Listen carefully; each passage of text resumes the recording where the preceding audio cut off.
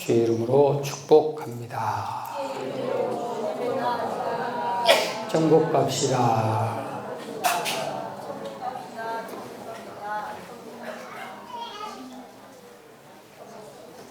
어렸을 때 제일 듣기 싫었던 TV 소리가 뭐냐면 9시 뉴스에 나오는 음악 소리. 그 소리가 제일 싫었어. 재밌는 연속곡 보다가 갑자기 따다단 땅땅 나오면 애기들에게는 재미없는 시간이다. 자자. 어른이 되고 나니까 뉴스 시간이 세상이 어떻게 돌아가는가 그것을 가르쳐주는 그런 부분으로 우리가 들리게 되죠. 뉴스를 들려주는 것은 우리가 보지 못했던 것, 듣지 못했던 것, 또 깨달지 못했던 그런 부분에 대해서 보여주고 들려주고 우리로 경험하게 하는 그런 일들을 하고 있어요. 그래서 고린도서 14장 20절에 주께서 우리에게 세상에는 많은 소리들이 있는데, 뉴스들이 있는데 그 소리에는 의미 없는 소리가 하나도 없다. 모든 사건, 모든 일들, 스치는 소리, 느낌, 이 모든 것들이 다 의미가 있고 뜻이 있다. 그러니까 다시 말하면 세상 말로 건더글로 듣지 말아라 그 말입니다. 나하고 상관이 없는 것처럼 보고 나하고 상관없는 것처럼 듣고 나하고 상관없는 것처럼 말하고 나하고 상관없는 것처럼 행동하지 말아라. 그것이 네 모습이라는 거예요. 그래서 로마서 1장 20절에 창세 전부터 하나님께서 자기의 신성과 자기의 능력과 하나님의 살아계신 것과 우리에게 지금도 말씀하고 있는 모든 것들을 세상 모든 만물 속에 밝히 보여놨다. 그래서 마지막에 주님 앞에 섰을 때 나는 그거 못 봤어요, 못 들었어요, 그거는 몰라요 라고 하는 핑계할 수 없도록 만들어내니라. 하나님 앞에 가면 핑계를 못하는 거예요. 못 들었다고 핑계 못하고 못 봤다고 핑계 못하는 거예요. 하나님께서 자기의 자신의 모습들을 통해서 우리 성도들에게, 자기 백성들에게 세상을 향해서 어떤 하나님의 마음과 뜻을 알기를 원하는가, 그 하나님의 마음의 뜻을 자연의 모든 사건 속에서, 사람들 속에서, 소리들 가운데서 다 나타내고 있다는 그런 말이죠. 그러니까 우리가 정신 차리고 눈 뜨고 귀 열고 마음 열고, 과연 이 사건은 나에게 왜 보여주는가, 이런 소리 나한테 왜 들리는가, 저런 일들은 왜 내 앞에서 벌어지는가 라고 하는 그런 부분들을 빨리 여러분 스스로가 흡수하려고 하는 그런 마음 자세가 있어야 내 자신의 모습을 깨달을 수가 있는 거예요. 마음을 딱 닫아놓고 보면 안 보이는 거예요. 안 들리는 거예요. 여기서 있는 목사도 여러분들에게 여러분 개인의 문제를 가지고 설교해요. 상관없는 설교 해본 적이 없어. 그런데 그렇게 설교를 해도 자기한테 한 줄 아멘하고 깨닫는 사람은 없나니 거의 없어요. 어떤 사람만 하냐? 이름 부른 사람만. 이름 부르면 그때 다 저요? 철학에도 말씀에서도 당신 저요? 눈이 빠질라더라고. 몰라. 지금 저 설교가 누구한테 하는 건지, 과연 어떤 부분에 해당되는 건지. 우리 교회에 그런 사람이 있었어? 우리 교회에 그런 일도 있었대. 따라합니다. 자기인지 모르고. 그것이 모습이 현실의 모습이에요. 그래서 하나님께서 민수기 12장 6절을 통해서 하도 못 깨달으니까 꿈을 통해서, 이상을 통해서 내 뜻을 그들에게 전달되게 하기를 원하고 내가 가지는 마음들을 이상 중에 저들로 하여금 대화하기를 원하느니라 그랬어요. 말씀 못 알아먹으니까. 아무리 깨달음을 줘도 모르니까 꿈을 통해서 주님의 말씀을 하고 환상을 통해서 말씀을 하고 이상을 통해서 말씀을 하는 거예요. 그래서 요엘서 선지자를 통해서 내 영으로 내 손으로 사람들에게 부어주게 될 것이고 어린아이에게, 젊은이에게, 늙은이에게, 노인들에게 그들이 꿈을 꾸며 환상을 보고 예언할 것이고 다 미래에 대한 일들이에요. 하나님이 어떤 일들을 앞으로 행할 것인가에 대한 것들에 대해서 환상으로, 꿈으로, 예언으로 우리에게 알게 하겠다는 겁니다. 욥기 33장 15, 16절을 통해서 우리가 사람들이 침상에서 깊이 자든지 깜빡 졸든지 꿈속에서나 환상에서나 이상에서나 어떤 상황에서도 하나님께서 사람의 길을 열으시고 그 귀에 인이 쳐지도록 교훈하시는 분이십니다. 지금도 말씀하고 있다는 거예요. 그래서 하나님 졸지도 주무시도 아니하신다는 말씀이 딱 그 말씀이에요. 여러분은 잠자고 있어도 하나님은 안 주무셔.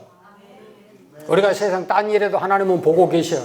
네가 지금 딴짓하고 돌아다니도 하나님은 그곳에 계셔.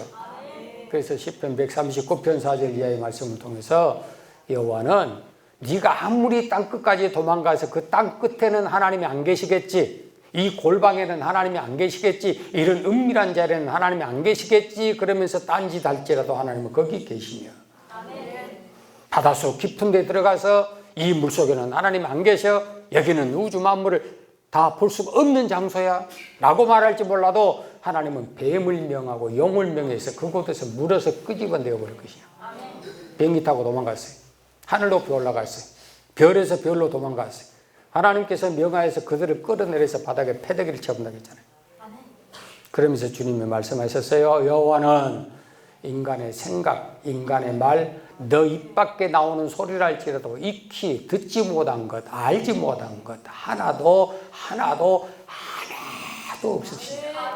하나도예요. 둘이 아니에요. 열이 아니에요. 내 입 밖에 지금 말 나오는 그 한마디, 내 마음에 품는 생각 하나, 그것까지라도 감찰하시니라. 뭐 하려고? 선악간에. 전서 12장 14절 심판하시는 하나님이시다. 우리가 살다 보면 쓸데없는 생각을 할 때도 있어요. 나하고 아무 상관없는 생각도 할 수가 있어요. 그냥 망상에 젖을 수도 있어요. 그러니까 미래에 대한 망상에 대한 꿈을 꿀 수도 있어요. 그런데 그런 무익한 생각, 무익한 말까지라도 마태복음 12장 36절에 주님은 신문하겠다. 너 왜 그런 생각했냐? 너 왜 그런 말하고 살았어? 너 왜 그런 행동했느냐? 아니요, 그거는 무익한 건데요. 아무 상관없는데요. 다른 사람에게 피해를 안 줬는데요. 우리한테 피해를 안 줬고요. 조직에다가 피해를 안 줬어요. 나는요, 나 혼자 그 생각 속에 가두고 살았어요. 라고 하는 그것까지라도 선이냐 악이냐에 따라서 신문에 신문. 그러니까 생각하는 걸 잘해라. 말하는 걸 잘해라.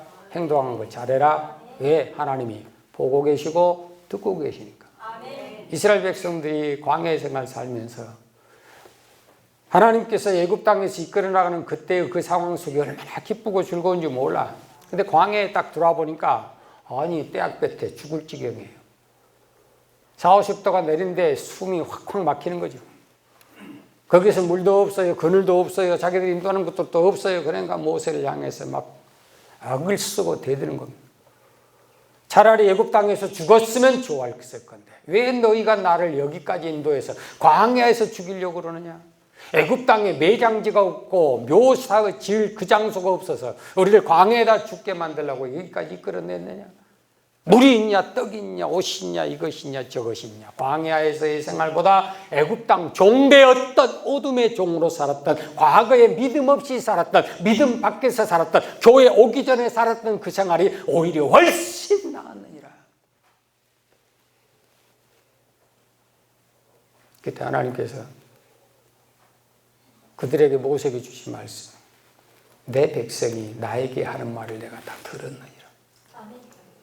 너희 말한 대로 내가 그대로 행하리라. 그 이스라엘 백성들은 하나님께 안 했어요. 모세에게 했지. 안 보이는 하나님 앞에 대들지 못했어요. 보이는 사람 앞에 대들었지. 그런데 이상하게도 하나님께서는 모세에게 한 말을 하나님 자신이 들었다는 거예요. 왜 그럴까요? 모세가 행한 일은 모세의 일이 아니라 하나님의 일, 명령이었기 때문에 그렇습니다. 하나님의 명령을 거역하는 것은 하나님을 명령을 거역하는 거지 그 사람에 대해서 거역한 게 아니라는 거예요. 그래서 하나님께서 들으셨다는 거예요. 너희가 말한 대로, 너희가 하고 싶은 대로 내가 그대로 해놓지만 60만 3,548명 광야에서 그대로 죽여버려요. 여기서 죽어버렸으면 좋겠다. 그래 죽어버려라 그러면. 여러분, 그래서 여러분 생각을 어떤 생각을 품고 사나요? 여러분 말을 어떤 말을 하고 사느냐에 따라서 살고 죽는 것이 여러분 혓바닥에 달려있다는 거 조심하고, 항상 우리 혀를 열 때마다, 입을 열 때마다 하나님의 뜻이 무엇인지, 하나님의 뜻이 어디서 나타났는지 그것을 구하고 찾고 두드려야 된다 그 말입니다. 꿈을 통해서, 환상을 통해서 하나님께서 말씀하시고 또 찾아오셔서 대화하시고 깨닫지 못한 부분에 대해서, 너희가 앞으로 되어질 그런 진행될 일들에 대해서 하나님께서 나와 만나시고 계속해서 말씀하고 말씀하세요. 어느 말씀에 보면 6절부터 성령이 아시아에서 말씀을 전하지 못하게 하시고, 7절에 보니까 무시 앞에 이르러서 비누하러 가고자 애쓰되 예수의 영이 허락지 아니하시는지라. 여러분, 우리 인생의 모든 삶의 전체에 주관하고 인도하신 이는 하나님이세요. 그 하나님께서 무엇으로 우리를 인도하냐면, 오늘 말씀 잘 봐요. 성령이 예수의 영이 그랬어요. 이건 다른 게 아니에요. 성령은 예수의 이름 안에서 오신 영을 성령이라고 해요. 그러니까 예수 그리스도 없이 나타나는 성령은 다 귀신이에요. 명심하세요. 많은 사람들이 성령 받았다고 난리 법석을 치고 예언을 하고 능력을 받고 막 뭐 신유 역사가 나타나고 예언한다. 대단히 죄송하지만 저희들과 함께 이렇게 기도하고 함께 나누고 함께 이렇게 하다 보면요, 그들 속에 온갖 더러운 것들이 막 다 들춰나버려요. 그럼 지금까지 방언은 뭐로 했는가? 지금까지 능력은 뭐로 행했는가? 지금까지 행한 것은 다 뭐였는가? 지금까지 나타난 모든 신 있는 사람 다 뭐였는가? 의심스러워요. 저는 목회자들을 대상하기 때문에 수많은 목회자들을 만나는 거예요. 자기 속의 정체가 무엇인지, 내 속에 무엇으로 지금까지 살아왔는지를 자기 스스로가 고백을 해버려요. 그러니까 하는 거예요. 제가 어떻게 알아요? 예수님께서 하늘에 승천하실 때에 내가 다시 오는데 내가 내 이름으로 영을 보내리니, 예수의 영으로 보내리니, 그리스도의 예수 안에서 부활이요 생명인 영을 보내리니 그 영이 성령이다. 그 성령은 나하고 별개의 영이 아니라 내가 너에게 분부하고 가르친 내용을 그대로 순종하고 따라가도록 인도해 가시는 분이 성령이다 그 말이에요. 바꿔 말하면 예수님은 하나님께서 보내셨어요. 그 예수님은 하나님이 하신 일을, 하나님의 일을 감당하기 위해서 오셨다고 말씀했고, 그 하나님의 일과 하나님의 뜻을 우리에게 가르쳐줬고, 그 가르친 내용을 우리에게 생각나게 하고 돌이켜서 다시 하나님께로 가려고 하는 방향을 제시하고 인도해 주신 분은 예수의 영, 성령이에요. 그게 삼위일체예요.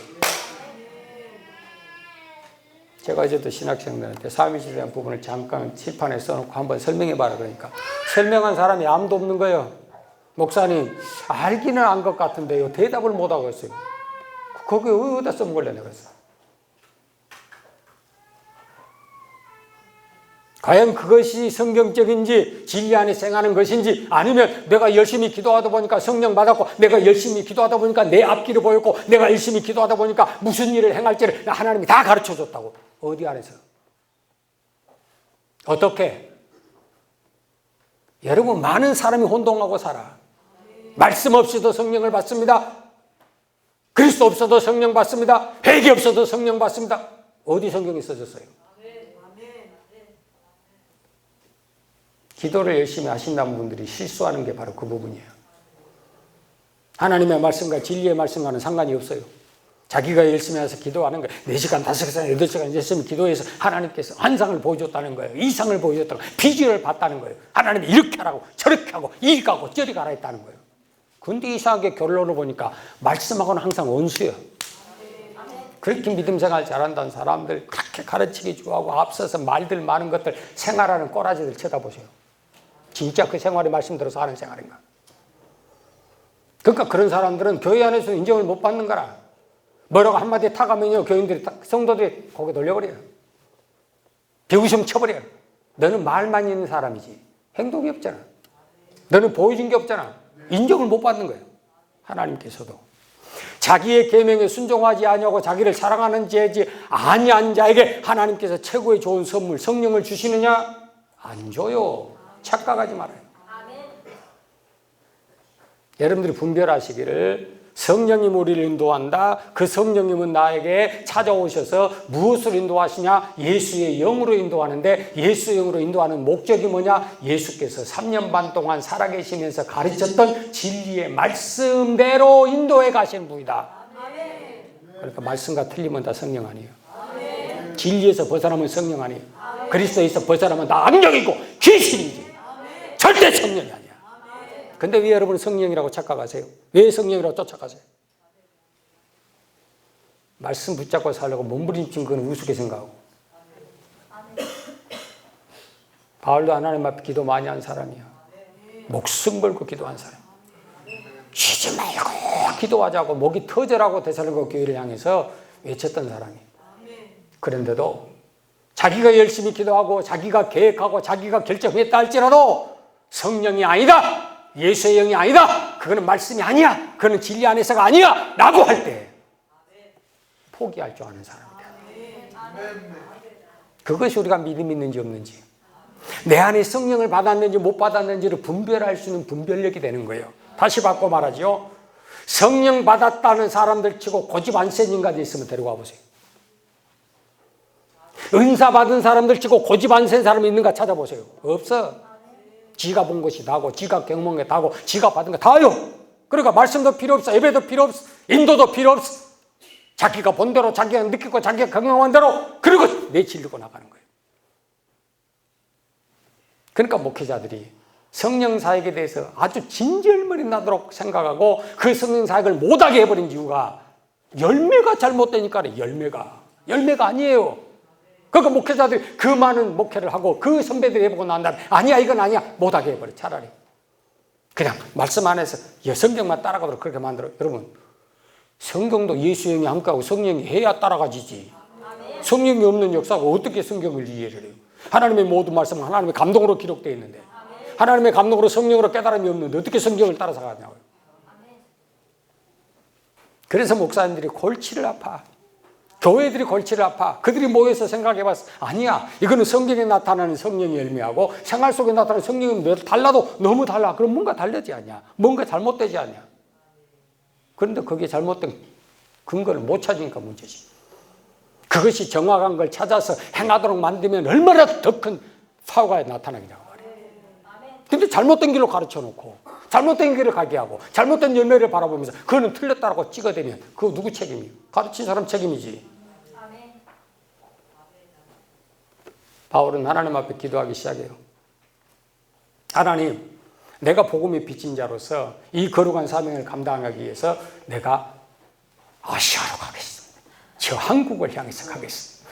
그때는 한국이 있지도 없을란가 모르겠지만 지도에도 없지. 그때 당시에 무슨 한국인 누가 알아줘요? 올림픽이나 하고 월드컵이나 하고. 그러니까 대한민국이 어떤 나라인가 세계가 조금 알아주지. 그 전에는요 어디가 붙어있는지도 몰라. 하도 조그만 나라라.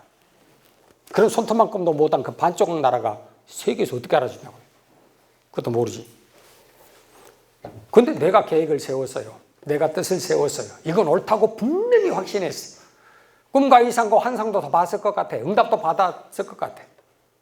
그래서 마음이 결정을 하고 자 이것이 하나님의 뜻이야. 그것을 향해서 가자. 자기 인생에 막힌 거 모든 거 다 끊고 오늘 말씀 봐봐. 힘쓰고 예스대 그랬잖아요. 마음을 다하고 목숨 다하고 힘과 뜻과 성품을 다해서 맞아 이것이 옳아 가자. 하나님 못 가게 하는 거예요.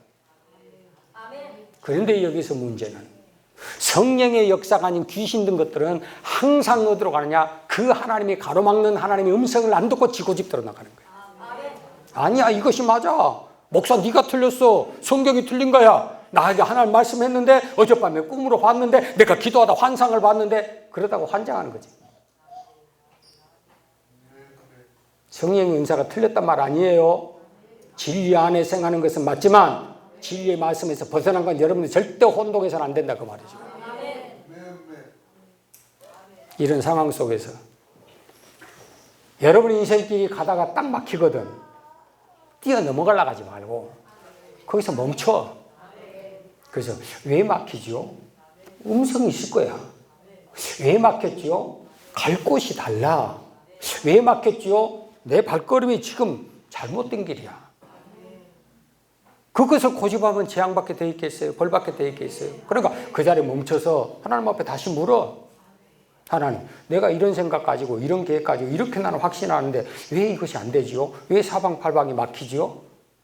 이거는 고난이야. 이거는 이겨버려야 돼. 네 남편이 원수 새끼야. 이겨버려. 갖고 이혼해버리더라고. 저기 직접 상담한 여목사가 한 소리예요. 내가 사역을 하려는데 목사 안수를 받아야 되는데 나는 사명감이 투철해서 성령의 음성 분명히 듣고 확신을 얻었는데 남편이 못하게요. 그러니까 누구한테 상담 갔더니 그 목사가 하는 말이 네 남편이 원수니까 남편을 버리고 가정을 버리고 자식들도 다 버려야 주님의 제자가 된다고 그래서 남편 버리고 이혼했다더라고. 그러더니 그 인간이 박살나서 내 앞에 찾아오죠. 목사 안수 받은 것이 자기 일생일 때 가장 큰 실수라고. 왜 그런 말이 나와야 되냐고요. 응답 받았는데 확신 얻었는데 자기가 하고 싶은 대로 다 했는데 이미 가고 나서 보니까 남은 거라고는 아무것도 없는 거야. 아무것도.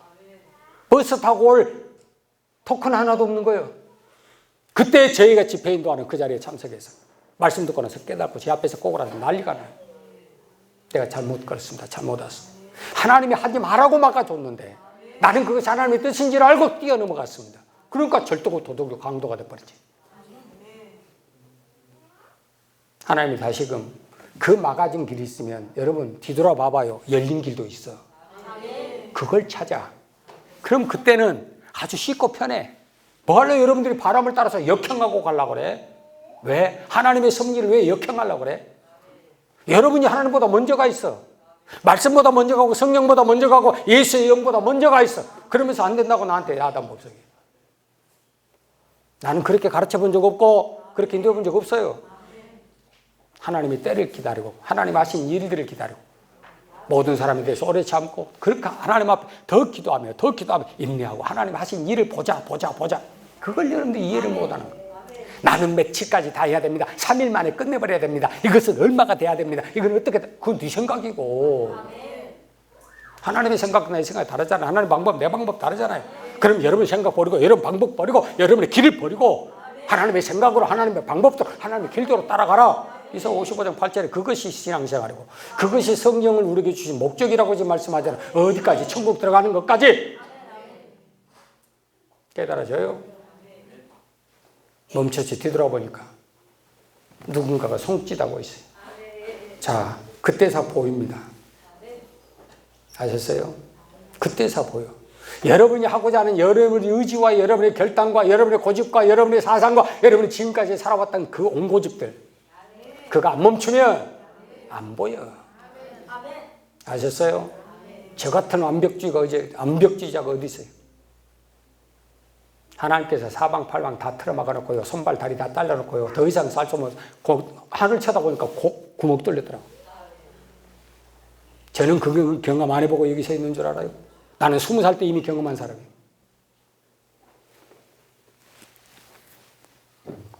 누군가가 나한테 그래. 우리에게 처음 와가지고 목사님 상담 좀 하시게요. 식사하라고 하세요. 목사님은 목회의 철학이 뭡니까? 내가 멍했어요. 목회 철학? 나를 돌아봤어요. 조 목사님, 네 목회 철학이 뭐냐? 아무리 봐도 아무것도 없어. 그래서 내가 뭐라 대답했냐? 저는 목회 철학이 없는데요. 그랬더니 앉아서 쎄 웃더니 한단 말이 목사님이 진짜 목사요. 그러더라고.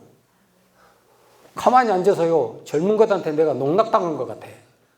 나보다 나이가 많으면 내가 또 일하다 갔는데 셰파레도 자식들 같은 것들이. 왜 그러냐?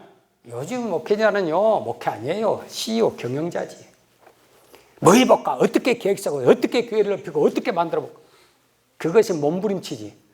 진짜 목회다면 목회다. 하나님의 음성을 듣기를 원하고 하나님 앞에 무릎 꿇고 그 인도하심에 순종하는 목회자는 없습니다. 그러더라고. 사랑하는 여러분, 신앙생활은 뭔지 아세요? 여러분이 얼마나 알아요? 뭘 봤는데? 뭘 들었는데? 성령은 진리의 영이야. 그 진리의 영은 진리 안으로 우리를 이끌어가서 진리 안에서 완전한 자유를 얻도록 만드는 것이 그게 성령이에요. 막히거든 서라고. 안 되거든 서 몸부림치지 말고 하나님께서 기회 주시면 심으라고 하면 심어. 거둘 때가 와. 그때가 되기 전에 다 가서 뽑아먹으면 뭐 할 거요. 몇 뒤에다 왕 대추나무 심었어요. 드시고 싶은 사람 손 들어봐요. 가서 뽑아먹어. 지금 손 드신 분만 영치하다 제일 앞에 갈 거예요. 먹는 것은 얼마나 밝은지 몰라. 김전선 손 들고 그 왕 대추 내가 먼저 먹겠습니다. 심진 않은 것들이. 심은 사람들은 아무것도 안 하고 있는데. 그잖아요. 그때사 9절에 보니까 밤에 환상이 바울에게 보이니. 환상이 보이니. 첫째, 마게도냐 사람 하나가 서서, 마게도냐 사람 한 명이 서서, 100명, 1000명, 10,000명이 아니에요. 뭔가 잘못된 사고들이 있어요. 여러분들이 크고 많은 것, 높은 것을 얻어야 인생이 성공했다고 착각하는 거예요. 아니에요. 오늘 말씀 잘 봐요. 마게도 사람 10,000명이 모여가지고 아시아에 한 명밖에 없고 마게도냐에 10,000명이 있으니까 돌아오세요. 그럼 얼마나 그러고 가죠. 그게 아니라는 거죠.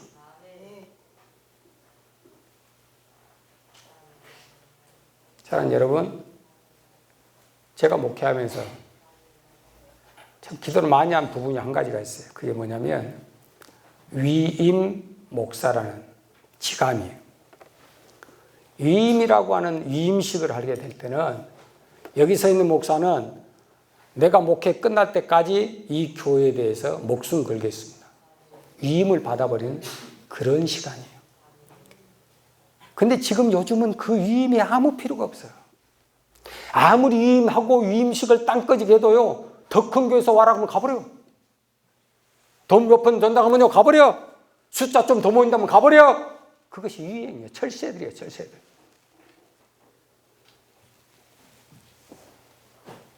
저희 함께 했던 김모 목사님이라고 통합적 총회장 하셨던 분이 저희 부흥협회 회원이세요.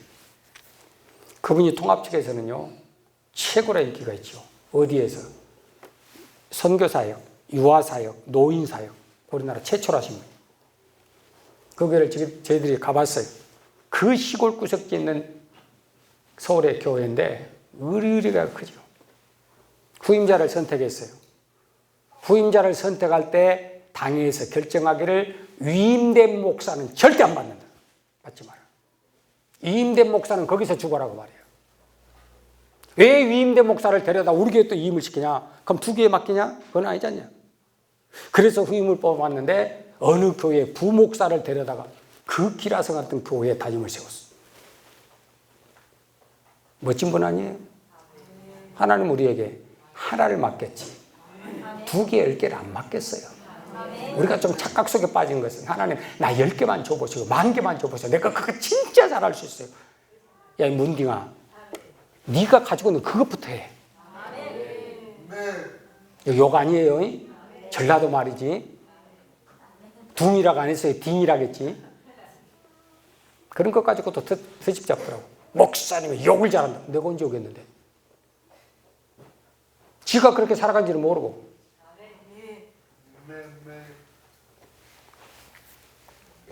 한 사람이야. 조 목사한테 맡긴 한 가지가 뭘까? 장로 권사 한수 집사는 이 교회에 뼈를 묻을 사람들이야. 그게 위임이야. 안수하여 성이라. 거기에다가 뼈 묻어라 그 소리예요. 근데 그런 사람 있냐고. 추풍낙엽들 말이에요. 그게 잘못되고 그랬던 길이라면 결단을 해야지요. 물론 여기도 잘못됐다면 결단해도 상관없어요. 그거는 여러분 믿음의 불량도를 하는 거니까. 여기 서 있는 목사 이래라 절대 못하는 거예요. 두 번째, 그 마게도냐 사람 하나가 뭐라고 하냐면 건너와서 우리를 도와달라. 건너와라, 건너와라. 어딜 건너가? 바다 건너라 그 소리예요. 유럽과 아시아는요 바다 사이에요. 이 마게도냐가 어디냐면요 지금의 그리스 바로 위쪽 동네를 말하는 거예요. 그리스, 바로 이쪽들. 그러니까 그 마게도냐는 유럽을 전체 커버할 수 있는 들어가는 입구가 된다, 그렇게 생각하시면 좋아요. 여기로 건너와서 우리 좀 도와달라. 그러니까 목회하는 분들이나 선교하는 분들이나 다 돕는 일에 목숨을 걸어. 막 내 돈 들여가지고 밥을 갖다 퍼미게 주니, 빵을 사다가 퍼미게 주니, 옷을 사다가 다 입혀주니, 집을 지어다가 그 사람 막 서비스 다 해주니, 거지 같은 사람들 다 데려다가 막 다 존귀하게 만들어주니, 이것이 우리가 복음의 일 참 잘했습니다. 잘 도왔습니다. 그게 맞을까?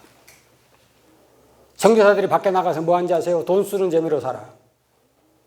돈 잘 써주면요, 인기 있는 선교사예요. 그런데 돈 안 써주면 인기 없는 선교사예요. 제가 나가기 지금 직전인데 저에게 2, 3일 전에 직접 해준 소리가 있어요. 목사님, 밖에 있는 그 외국 사람들이요, 한국 목사들 온 거 환영 안 해요. 오면 똑같은 소리 몰라 또 듣냐, 그냥 돈이나 주고 가세요, 그런다는 거예요. 선교팀들이 오면 서로 잡으려고 목숨을 건다는 거예요. 서로. 왜? 그들이 마지막 갈 때 남은 거 싹 주고 가니까. 그걸 가지고 몇 달씩 유지할 수 있는 조건이 돼버린 거예요. 또 더군다나 선교를 처음 나간 사람들은 이 감정이 약해가지고요, 막 뭐든지 그 어려운 상황 보니까 다 퍼줘본 것이거든. 집에 갖고는 후회하지만. 도와주는 게 뭘까? 마게도냐 사람들이 건너와서 우리를 도우라갈 때 바울은 그것을 어떤 의미로 보았을까? 교회가 있고 덩치가 있고 재정이 있고 숫자가 있고, 그러니까 수많은 부분들에 대해서, 연약한 부분들에서 돕고 돕는 것, 그 진짜 돕는 것일까? 말씀 다시 봐요. 바울이 10절 시작. 바울이 이 환상을 본 후에 우리가 곧 마게도냐로 떠나기를 힘쓰니 이는 하나님이 저 사람들에게 복음을 전하라고 우리를 부르신 줄로 인정하리라. 아멘. 저들을 돕는 방법이 뭐예요? 복음 전하는 거예요. 집 지어주는 게 아니에요. 교회 건물 지어주는 거 아니에요. 그들에게 빵을 가져다 주고, 그들에게 양식을 가져다 주고, 그들에게 옷을 가져다 주고, 그들의 필요에 따라서 필요한 것을 채워주는 그것이 돕는 게 아니라고. 먼저 주님께서 원하는 첫 번째 요구 조건은 하나님이 저들에게 복음을 전하라. 진짜 그들의 영혼을 도울 수 있는 방법이 뭐예요? 복음이에요.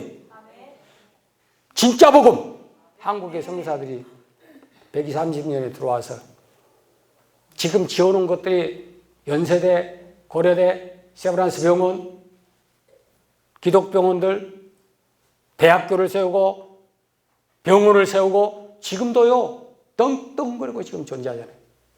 근데 안타까운 것은 그들 속에 복음의 능력이 이미 다 사라졌다는 거예요. 안 믿는 아이들이 그 학교에 들어가서 완전히 점령을 해버린 거예요. 한동대에 들어가서 한동대가 점령돼버린 거예요. 기독교 학교들이요 오래 못 가요. 그럼 왜 이런 결과가 있느냐? 그들에게 도와주는 게 먼저가 아니라 복음이 먼저인데 그 복음을 전하지 못하고, 복음다운 복음을 전하지 못하고 미국적인 복음을 만들어서 한국에다 갖다 선포를 해서 뿌리를 박아놨어요. 그 복음의 열매가 지금 130년을 가는 거예요. 그거하고 조금 틀리면 2단성, 3단성 취급해버리잖아요. 사랑하는 여러분, 우리가 도울 수 있는 길이 뭘까? 뭐로 도울까? 하나님, 우리가 뭐로 도와야 되겠습니까? 복음 전해라. 그들의 영혼을 사망해서 건지는 것은 복음밖에 없어요. 그들이 세상 살면서 어떤 환경 여건 속에서도 만족하게 살게 하는 것은 복음밖에 없어요. 그들이 수없는 재앙의 이런 사망의 그물에서 벗어나게 할 수 있는 방법도 복음밖에 없어요. 그래서 잠언 19장 23절에 여호와를 경외하는 것은 복음을 전하는 것이고, 복음을 전하는 것은 여호와를 경외하게 하는 것인데, 그 여호와를 경외하게 하는 복음은 생명을 얻게 하고 만족하게 지내고 재앙을 만나지 아니하느니라. 주님이 약속해놨잖아요. 그런 3종 선물 세트를 갖다 주는 게 복음이라고. 쓸데없는 세상 것 갖다 집어넣어 주지 말고. 미얀마의 어떤 선교사도 일을 얼마나 많이 저지르는지, 모 교회에서 매달 350만 원씩 도와줘요. 그리고 자기에게 도움받는 것들이 수없이 많아요. 한 달에 들어온 돈들이 수백만 원씩 들어가는 거예요. 어린이 사회 갈랍니다. 선교 사회 갈랍니다. 그래가지고요, 교회들마다 선택해가지고 1,500, 2,000, 3,000씩 받아가지고 교회들 다 지어줬어요. 결국 몇 년 안 돼서 국가에서 싹 가져가 버렸어요. 선교사가 거기에 발도 못 디뎌. 공산주의 국가들은 사유재산 인정 안 해요. 지을 때까지 가만 놔둬요. 다 세울 때까지 가만 놔둬요. 다 세우고 나면 손 띄어 쫓아내버려요. 끝나는 거예요. 선교 보고를 하는데 와서 그렇게 보고를 하는 거예요. 어디 무양막교회 무슨 교회 무슨 교회 한국 이름을 다 갖다 붙여놓고 다 해놓고는 결국은 다 뺏겨버린 거예요. 한 개도 없는 거, 한 개도. 그러면서 또 나와가지고 또 무슨 사역해야 됩니다. 돈 좀 빌려주세요. 돈 좀 주세요. 수백만 원씩 나오면 막 그걸 갖고 가는 거예요. 이게 진짜 복음이에요? 아니잖아요. 진짜 그들을 돕는 거예요? 아니잖아요. 그럼 진짜 돕는 가장 큰 근본적인 핵심은 어디 있느냐? 하나님이 나에게, 저들에게 복음을 전하라고. 아멘. 하나님이 나를 부르신 이유가 뭐냐? 하나님 나를 보내신 이유가 뭐냐? 복음 전하라고. 아멘. 여러분을 교회 안에 불러주신 목적이 뭐냐? 믿음 안에 들어오게 하는 목적이 뭐냐? 왜 새 사람께 불러줬냐? 복음 믿고 천국 가라고. 아멘. 복음 안 믿는데 어떻게 천국 가요? 회개하고 복음 믿어라 그래야 천국 간다고 했잖아요. 아멘. 그러니까 가는 곳곳마다 뭘 전해? 복음 전하는 거, 복음 전해. 저에게 손 벌리는 사람들은 저는 아예 안 돌아봐 버려요. 그러나 제가 가서 진짜 도와줘야 될 부분이 있으면요, 그걸 가지고 올인해서 도와줘요. 도움 받지 않으려고 몸부림치라는 사람들은요, 내가 준비해서 가서 도와줘 버려요. 근데 도움 받으려고 목사님 10만 원만, 50만 원만, 100만 원만 쳐다도 안 봐버려요. 그렇게 도와줄 돈도 없고. 그럼 하나님 내게 주신 게 뭐냐? 복음 전하는 것밖에 더 있어요. 아멘. 만민에게 아니면 모든 백성에게 복음을 전하라, 전하라. 복음 전했지. 그 사명 가지고 드디어 출발을 하는데, 첫 번째 유럽 마게도니아 가서 들어가자마자 첫 번째 성을 딱 들어가는 게 빌립보 성이에요. 가서 그들에게 복음을 전했어요. 예수가 그리스도심을 전했어요. 예수만 그리스도라고 하는 사실을 전했어요. 열심히 전하고 나니까 그 성에 저 많은 귀신 들린 아이가 있는 거예요. 지나갈 때마다 여러 날 동안에 쫓아와가지고 당신은 지극히 높으신 하나님의 자녀들입니다. 으아, 성령의 역사가 당신과 함께합니다. 시끄러워서 못 살겠어요. 그래서 야, 이 귀신아, 나사렛 예수를 명하네. 그 사람이 따라가! 그 자리에서 따라가 버렸네. 고쳐버렸잖아요. 선한 일이요, 악한 일이요. 근데 그런 성령의 역사를 또 이단 취급해. 안전병이 이렇게 세웠어요. 선이 악이에요. 근데 그런 일이 일어나면 또 잘못됐다 그래. 기도하면 역사가 나타나고 능력이 나타난다. 그러면 또 이단이라 그래. 안 나타나는 건 뭐예요, 그러면? 기도에도 응답이 없는 건 무슨 이유예요? 성령은 받았는데 능력이 안 나와. 그건 뭐예요, 대간절? 사도행전 1장 8절이 틀렸게요? 사랑하는 여러분, 그것 때문에 핍박받고, 그것 때문에 끌려가고, 그것 때문에 감옥에 갇혔어요. 복음의 역사는 내 심령 속에 천국을 만드는 것이고, 복음의 열매는 나를 통해서 모든 사람을 하나님 믿게 하고 크게 기쁨으로 채워지게 하는 게 그 복음의 열매라고요. 감옥에 갇혀서 기도와 찬송해요. 그러니까 간수가 들어요. 어이가 없는 거예요. 야, 네 주제 파악을 해라. 얼마나 얻어맞았는지. 머리에서 발끝까지 성한 데가 한 군데도 없고, 피투성이고 오만 뼈가 다 바스라져 있고, 옷은 갈기갈기 찢겨져 있어. 쇠고랑으로 차있고 목에 사슬이 채여 있는데 어디서 찬송이 나오고 어디서 노래가 나오냐? 어디서 기도가 나오냐? 할렐루야. 너 미쳤냐? 그러잖아요. 그러다 문이 다 열려버려. 도망간 자고 발광을 치죠? 난 안 도망갔으니까 걱정하지 말아라. 이게 복음의 열매예요. 누가 두려워하고 누가 타협해요? 그때 그 간수가 바울 앞에 무릎을 꿇고 하는 것이, 선생이여, 어떻게 하면 내가 구원을 받습니까? 복음의 열매는 뭐예요? 구원이잖아요. 한 영혼 구원하는 거예요. 한 영혼이라도 구원하는 것. 한 영혼부터 구원하는 거예요. 그래서 나온 게 31절이에요. 주 예수를 믿으라. 그러면 너와 내 집이 구원을 얻으리라. 주 예수를 믿어라. 복음을 전하라. 복음을 믿어라. 그러면 너와 네 집이 구원을 얻으리라. 그 자리에서 믿잖아요. 바울을 데려다가 자기 집에 데리고 들어가서 모든 사람들에게 그 복음의 말씀을 전하게 하고, 그들이 함께 세례를 받고 그들이 하나님을 믿었으므로 크게 기뻐하더라. 오늘 말씀의 결론까지 가는 거예요. 깨달아지세요? 그런데 이 아무런 복음의 능력이고 이 복음의 사역이라 할지라도 바울 지 혼자는 절대 못해요. 복음을 위해서 필요한 사람이 있었어요. 그래서 15장에 건너가서 이스라엘 예루살렘 교회가 이제는 이방을 향해서 복음을 전해야 되는데 그들을 향해서 동력한 선교사들을 세우자. 그 동력한 선교사들을 누구로 세우냐? 바울과 실라로. 15장 40절에 바울은 실라를 선택을 해요. 바나바는 마가라고 하는 요한을 선택을 해요. 바울은 마가를 데리고 간 것에 대해서 극구 반대했습니다. 왜? 배신한 적이 있는 사람이기 때문에. 복음을 부인한 과거가 있어. 이런 자들은 또 그런 경우가 생긴다는 거예요. 그러니까 나는 그 사람 안 데려간다. 자기 선생님하고 부딪힌 거예요. 바나바 바울이 부딪히고 심하게 다퉈요. 그 다음에 바나바는 요한을 데리고 가고 바울은 실라를 선택해서 가는데 여기에서 또 한 사람을 16장 2절 3절에서 만나게 되는데 그 사람이 바로 디모데라는 사람. 앞에서 성경에 말할 때는 바울과 실라가 그러다가 그 다음에 말씀해 보니까 우리를 이라는 단어가 나와요. 그 우리라는 단어 속에 디모데가 들어있는 거예요. 복음의 동력자 세 사람이 늘 동행했던 사실을 기록하고 있는 겁니다. 바울 옆에는 실라가, 바울 옆에는 디모데가, 실라와 디모데가 복음에 대한 사역을 위해서 함께 협력하고 매맞는 데도 함께 가고 감옥에도 함께 가고 찬송하는 데도 함께 가고 복음자로도 함께 가고 아멘!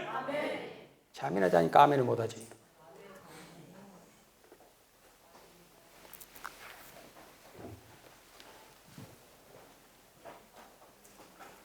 복음에는 동력자가 필요해. 동력하는 힘이 없이는 절대 지 혼자 아무리 똑똑해도 일이 안 되는 거예요. 도우라. 건너와서 도우라. 그럼 여러분 여기 앉아서 건너가는 거예요.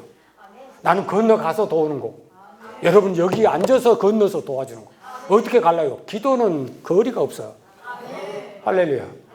기도는 장벽도 뚫고 넘어가.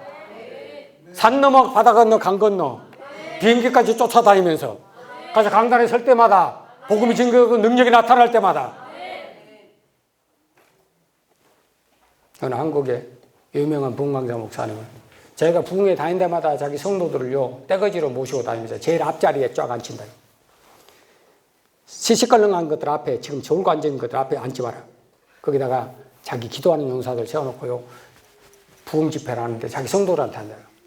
아멘 아멘 할렐루야. 자기 성도들한테 얼마나 힘이 나. 안 그래요? 해봐야 뭐 할거요. 딴 생각 속에 지금 돼지꼬리에 달라고 돼지 열병 걸려갖고 있는 것들. 닭병 걸려가지고 뭔 소리가 들어갈까? 뭔 소리가 들어가? 그러면서 한다는 소리는 좋아. 제가 믿음이 없었어. 제가 믿음이 떨어져. 알기는 뚫어지게 잘할 때. 바울은 늘 고백하길 나는 복음의 일꾼이 되었다. 사랑하는 성도를 향해서 교회를 향해서 바라는 것이 내가 복음의 일꾼 된 것처럼 너희도 복음의 일꾼이 되기를 원한다. 하나님 앞에 갔을 때 너 뭐 하다 왔냐 그러면 뭘 알아요? 목사님들 사이에서도 아주 유행한 소리들을 제가 들어보면 어떤 것이 제일 많이 나오냐면 나는 자연인이다. 그 소리가 제일 많이 나와요. 야, 어떤 사람은 산에 가서, 어떤 사람은 섬에 가서, 어떤 사람은 여기 가서, 어떤 사람은 참 그 사연과 함께 막 어울려 살고, 어떤 사람은 30대 들어가고, 어떤 사람은 50대 들어가고, 어떤 사람은 또 60대, 70대도 들어가고. 막 부인도 버리고 자식들 다 버리고 자기 혼자 들어가고, 야, 여기 들어가서 막 병이 나았니, 뭐 스트레스가 다 풀렸니, 막 피부병이 나섰니, 막 잡초 뜯어먹어 가면서 사는 거 그렇게 좋은가 봐요. 그 사람들 치고 세상 살만한 사람 들어간 사람 있는가 찾아봐요. 찾아보라고. 성공한 사람들 들어갔는가 보라고요. 없어. 코너에 멀리다 결국은 할 수 없으니까 털고 들어가는 거예요. 그러지 않는 분도 계신데 죄송하지만 거의 그런다 그 소리죠. 그 얘기 들을 때 그런 모습 볼 때 제 입에서 꼭 나간 말이 있었어요. 하나님 앞에 섰을 때 심판대 앞에 섰을 때 너 뭐 하다 왔냐 그러면 나는 풀 뜯어먹고 나 혼자 만족하게, 나 혼자 평안하게, 나 혼자 등 따시게 살다 왔습니다. 그럴래? 내 입 밖에 상상한 소리. 왜 남들보다 더 많이 수고하느냐? 왜 남들보다 더 목숨 걸고 수고하느냐? 바울은 그늘 고백하죠. 내가 하나님께 받은 그 사랑의 빛이 커서 다른 사람과 비교할 수 없는 것 때문에 나는 내 목숨을 걸고 선한 싸움 싸우고 달려갈 길 마치도록 나를 위해서 예비된 의의 멸류관 쓰기 위해서 황금 멸류관 쓰기 위해서 내가 그것을 향하여 갑니다. 그것이 다니엘서 12장 3절에 말씀하고 있어요. 많은 사람을 옳은 대로 인도하는 자는 궁창의 별처럼 영원히 빛나리라. 그 말씀 아침에 묵상하는데 하나님께 내 눈에 이렇게 깨닫게 하신 부분이 있어요. 멸류관이. 하늘에서 영원히 빛나는 것은 네가 앞으로 장차 써야 될 멸류관이니라. 그것이 하늘의 별처럼 빛나더라고. 여러분의 머리에 쓰여질 것이 그 멸류관에 반짝반짝 빛나는 검은 보석이 바로 하늘의 별이 여러분의 보석이 될 것이고 여러분의 멸류관에 붙어있을 상급이 될 것이고 그 빛은 영원히 비치죠. 이것을 바울 사도는 기쁨으로 여기고 자기 인생의 즐거움으로 여기고 어떤 어려움에 십자가 고통이라 할지라도 내가 그것을 감당하겠습니다. 도망가지 않고 피하지 않고 타협하지 않고 배신하지 않고 정말 확실한 거 끝까지 내가 붙잡고 끝까지 가겠습니다. 그것이 바울의 고백이라고 합니다. 그가 보았던, 그가 들었던, 그가 느꼈던 그런 꿈과 비전과 환상이 오늘도 성령 안에서 여러분 안에 충만하기를 바라고 새사람 교회가 해야 될 앞으로 감당해야 될 일이 더 많으니까 그 부분을 위해서 우리에게 주신 이 복음의 거룩한 사명을 주셨으니까 이제는 더 아름답게 감당해서 여러분을 통해서 교회를 통해서 불쾌한 종을 통해서 이 복음의 거룩한 열매가 나타나고 마태복음 16장 26절 한 생명 구원하는 것이 온천하는 것보다 더 귀하다고 말씀했습니다. 그 영혼 구원하고 주님 앞에 섰을 때에 하나님 앞에 받을 그 칭찬과 멸류관이 과연 무엇일까? 존귀함이 과연 무엇일까? 내가 받아쓰게 될 마지막 내 인생의 최후의 모습이 무엇일까? 그것을 기대하면서 우리의 주어진 복음 안에서의 아름다운 거룩한 삶을 감당하며 나갈 수 있는 되기를 주의 이름으로 축원합니다. 자비하신 하나님 아버지 은혜 감사합니다. 복음 때문에 나를 불러주셨고 복음 안에서 세워주셨고 복음 안에서 사랑의 비친 자로 저희를 세우셨으니 감사합니다. 이제는 이 거룩한 빛을 보답하고 감당하기 위해서 너희는 온천에 다니며 만민에게 복음을 전파하라고 말씀했으니 이 사역이 증거될 때마다 한 영혼 주께로 인도하기에 부족함이 없는 거룩한 사역들이 될 수 있도록 도와주시고 이 거룩한 사역을 새사람 교회 사랑하는 성도들과 또 불치한 종에게 맡기셨으니 거룩함으로 즐거움으로 감사함으로 잘 감당해서 진리가 선포되고 진리의 말씀이 선포되고 구원의 복음이 선포되고 많은 영혼들을 주께로 돌아오게 하는 거룩한 열매가 있게 하사 주님 앞에 섰을 때에 하늘의 궁창의 별처럼 영원히 그 빛을 잃지 아니하는 아름다운 거룩한 열매를 바라볼 수 있는 저희들 되게 하여 주시옵소서. 믿사고 감사하며 예수님의 이름으로 기도합니다. 아멘.